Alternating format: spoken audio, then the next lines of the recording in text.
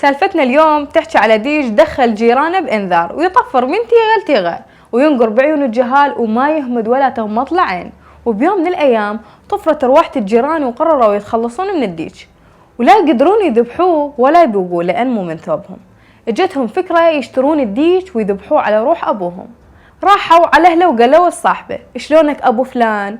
أبونا شفناه بالحلم ووصانا نذبح له ديج على روحه، ونريد نشتري ديجكم وأنتم جيران العمر وما عليكم زود.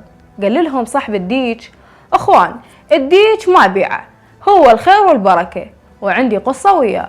ثاني يوم عادت ريما لعادتها القديمة وكرروا المحاولة من جديد. حجي، أبونا كل يوم يجينا، ما الله هداك وتبيع لنا الديج، أبونا كل يوم مفززنا بأحلامنا ويسألنا على الديج. وهم رفض.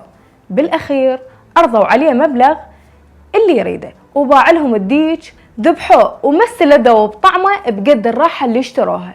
وما يشوفون إلا ثاني يوم بمكان هذا الديج 40 واحد مسطرين على التيغة.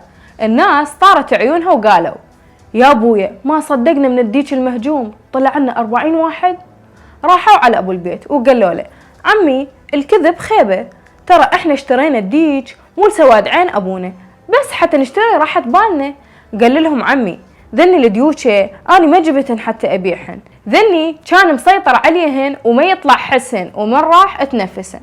هسه ربا سالفتنا على الديج لو على 40 تردوها. حي الله، قبل الجماعة دزولنا احتلال بعنوان النصر، والقاعدة بعنوان المسلمين، وداعش بعنوان الفاتحين، وهسه حدثوها بكورونا. لو باقين على داعش اكو من يذبحه. أودعناكم.